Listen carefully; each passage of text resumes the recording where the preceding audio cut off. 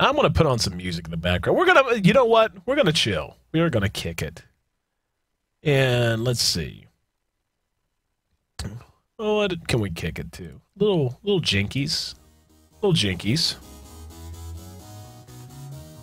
But anyway. Don't worry, Spool says he feels bad for me getting up at 1 a.m. for this. It's K. C Sports. Some days it happens like this. Here, I'll tell you what. You want to talk about a bad day for tech problems? And I legitimately, anytime I start to get frustrated with something like this, I think back to, I want to say it's my 3rd year in radio. And I got up very early to go to work. I was going to be on the early morning. I get there and I start messing with things. When I say messing with things, I have to dial in. I have to change the satellite, get the satellite to dial in the proper shows and stuff like that. So I'm doing, programming the satellite or whatever. And then you hear the absolute, and I too mean the absolute most terrifying sound in a radio station. The single most terrifying sound in a radio station. Dead silence. Everything cut out at once. And if you have ever been to a radio station or near one, every single room has at least 1 or 2 audio feeds going. There is no such thing as quiet in a radio station. And you hear dead silence. It is the most terrifying moment in every broadcast worker's life to hear that happen. And what had happened was, overnight, unbeknownst to me and the rest of the staff, a forest fire had crept up over the ridge and was on its way to our radio tower. And it had already, something about, some line to connect it or whatever had already been burned through. So we're off the air. There's no way we can get on the air because of this damn fire. And I get asked by my boss if I'm willing to go help cut trees to keep the fire from actually burning the tower. And we had like every employee in the world, and it was so funny because you get a bunch of people don't go in the radio because they're physically active. Okay, like in high school, I was a fairly. Oh, hold on, are we in the game? Yeah, we are.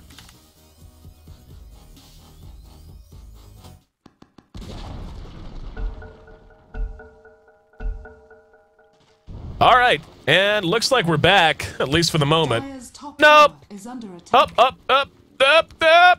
Imagine that. Wah, wah. All right, I'm going to finish my story. Screw this. I'm not even here to cast Dota anymore. Don't even care.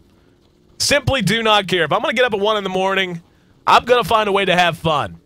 I'm having more fun answering questions and talking about my anecdotes that you guys are inexplicably interested in, and I love you for it. So anyway, after it fails again, and I jump into the lobby for the 15th time, I want to point out, by the way, that none of this is G1's fault. G1 admins are doing absolutely everything they can to sort this out. So I'm being a bit of a sarcastic douchebag right now, but it's not directed at Valve or G1. G1 is obviously doing everything they can to get this underway, and it's simply not their fault. So I want to make that very clear. This is not something that they could rectify. But anyway, instead of popping the music back, I want to finish my story. So people who get into radio don't get in the radio to be physically active, okay? That's not how it works. Like in high school, I played sports. I was I played in a band, not the band, but I played in a band in high school. I played football. I played tennis. It's one of the reasons I've had trouble managing my weight since then. I've been, pretty big guy.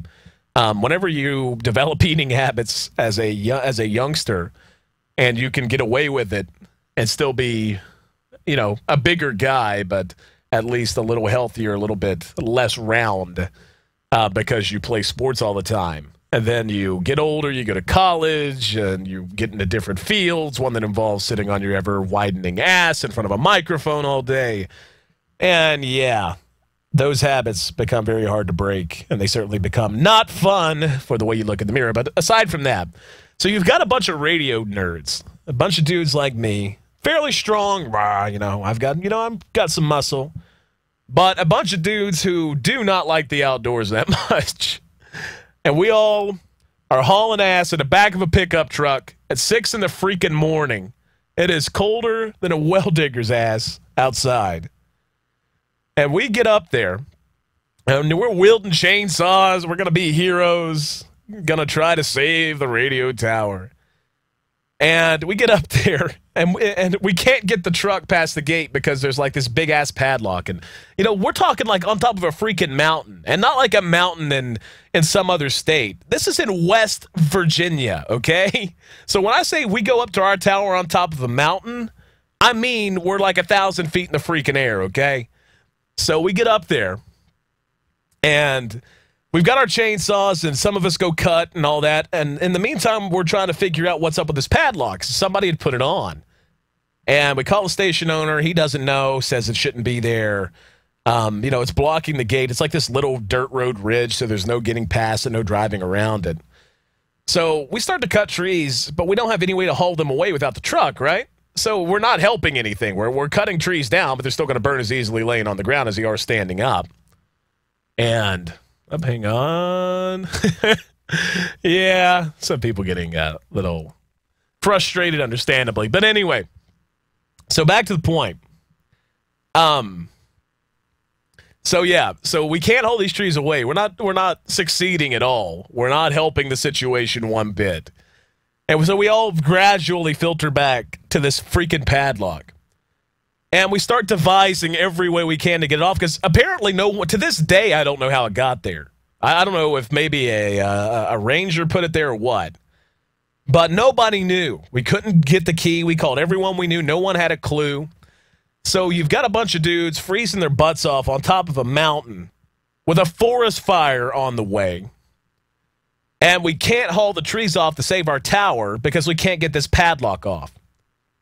So we break out the sledgehammer. You know, it's, you know, one of the guys that volunteered that came up with us. He was, you know, he was at least an outdoorsy type. He, you know, was a mechanical kind of guy and had like a big ass toolbox in the back of his truck.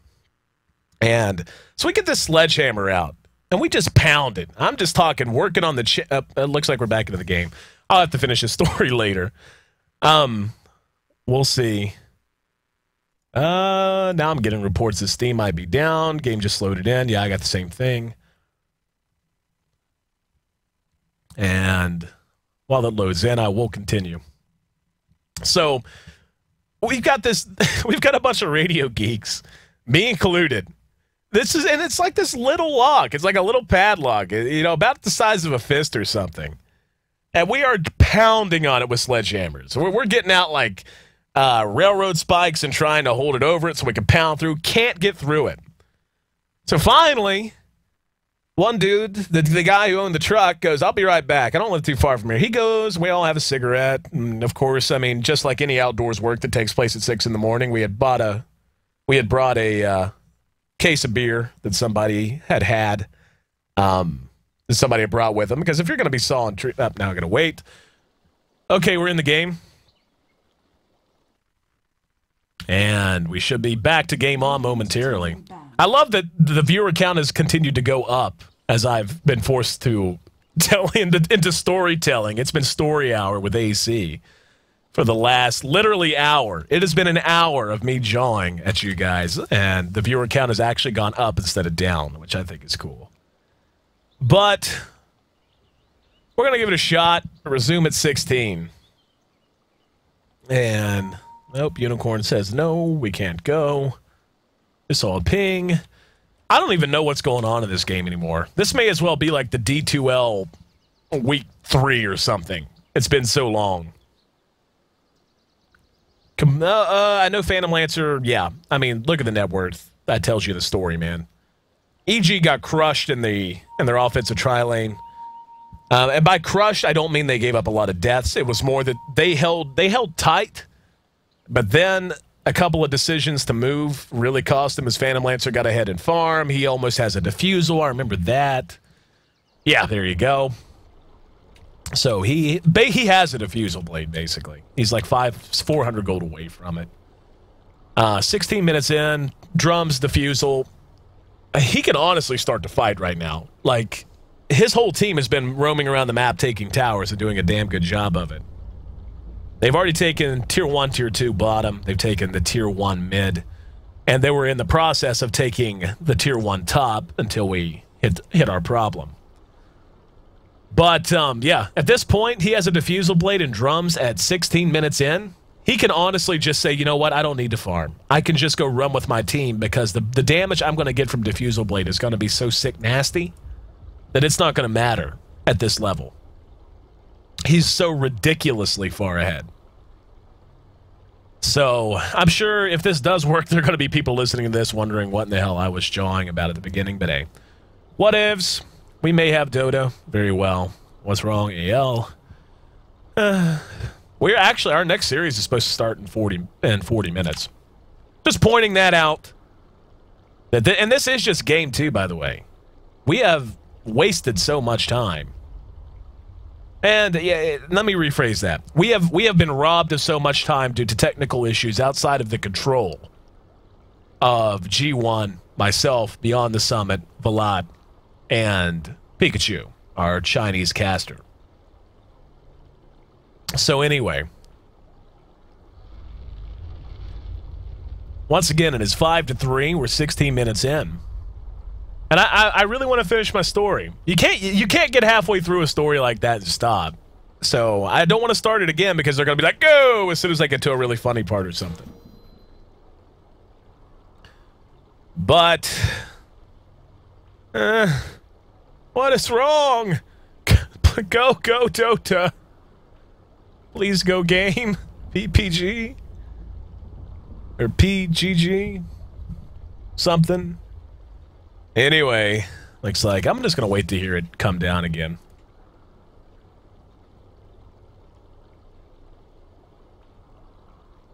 Let's see. I love the trolls in the chat. They're cheating.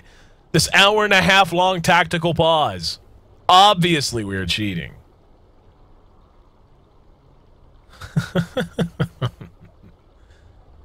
Oh, let's see. Let me see. I'm reading through.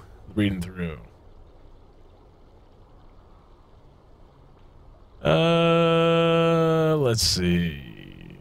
Everyone is stirring the drama train. Sick nasty, AC 2010. That's right. Just call me sick nasty, baby. Call me sick nasty. All right, I'm going to finish my damn story. Or try to. So anyway, we've got a bunch of radio nerds, right? And for those listening via Dota TV, if you want to hear the full story, you got to go to onemoregame.tv 2. Or One More Game TV 2, rather. Twitch.tv/onemoregametv 2. And watch the VOD. So, back to this. So, you've got a bunch of radio nerds. We can't do anything. Like, I mean, we have a sledgehammer out. Like I said, we even had like a railroad spike that where, you know, one of us was risking holding it a time while we just pounded it with a sledgehammer trying to pound through it. That doesn't work. So, one of the guys leaves. It was the same guy, consequently, who had brought the case of beer with him at 6 in the freaking morning. And so we're just sitting up there. It's when I still smoked regular cigarettes. So I'm puffing away, freezing my butt off, drinking a beer at 6 a.m., trying to save my radio tower, or my station's radio tower, from freaking forest fire. Dude disappears, says he'll be back. He comes back, and he has a freaking gun. Dude went and got a gun. And at this point, you know, it's more funny than it is frustrating. Like, at this point, we've been up there like 3 hours. We cut down like 4 trees. And these 4 trees are just like... And what was funny was, you know, the plan was to cut these trees down, cut them into smaller parts, load them into the truck, take them, you know, further down the mountain, unload them, and then do that so we can clear out some space around the tower so that if the fire got there and when it got there, it didn't do permanent damage to the facility. So, what instead happened, because we couldn't get the truck through, because of this freaking padlock that to this day no one knows where it came from, what ends up happening is we cut down all these trees, and by the time we realized that we just couldn't get the truck up, it's basically like kindling.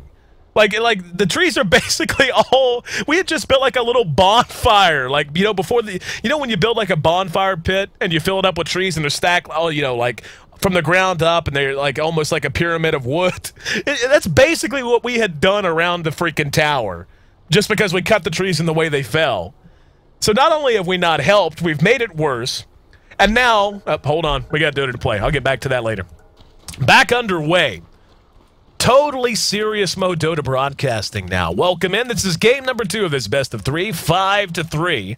Absolute Legends leads and kills.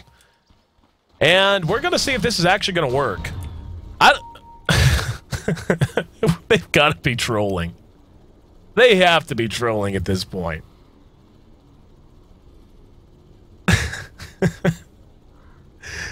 All right, so anyway, we've basically built kindling. We've basically built a bonfire area around the place that we had gone up there. So it's 7 in the morning now. We have made it worse. We basically created a situation where we're almost certainly going to burn down our, and I'm sure they're typing, but at this point, I honestly don't care. Whenever you have a delay this long, I don't care what the problem is. It either works or it doesn't. But, so, not only have we done that, it's now like 7 in the morning, 8 in the morning, and now we're going again. Okay, back into this game. This is going to be a fun VOD to upload to YouTube, by the way. I honestly may cut out my entire Q&A session with you guys just for the S's and G's of it. Diffusal Blade done at 16.5 minutes now on our Phantom Lancer. He's got a set of drums up as well. And as I was saying before, he's honestly in shape right now, especially when you look at the items.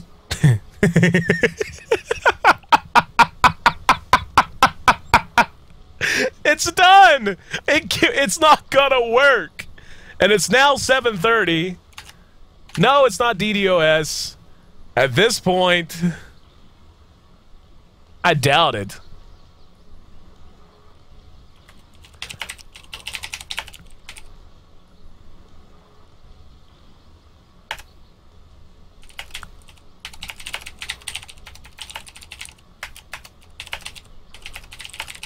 Alright, I'm trying to be helpful. Alright, so anyway.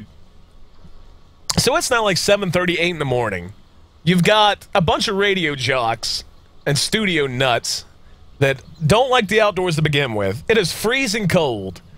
We've all drank like 3-4 beers apiece just waiting on this dude to drive to his house. And we assume he's going to like get something like some tools, some bolt cutters, something that's actually going to allow us to get this truck where we need to save our freaking radio tower. No!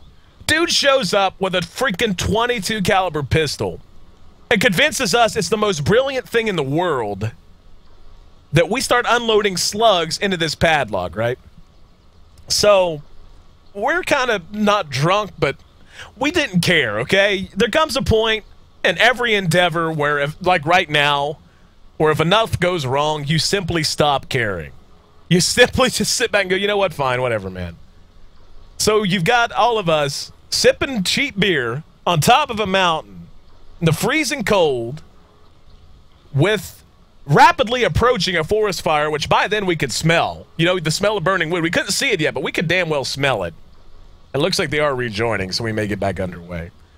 And we start taking turns putting rounds into this lock. We probably go through a clip and still unable to pop it off. Finally, at that point, the same genius who thought getting the gun was the right idea suggests bolt cutters. And I would have told him to get bolt cutters the first time if I knew where he was going. He just said, I'll be back, hopped in the truck, and left. So finally, he comes back with a set of bolt cutters. We cut the lock down.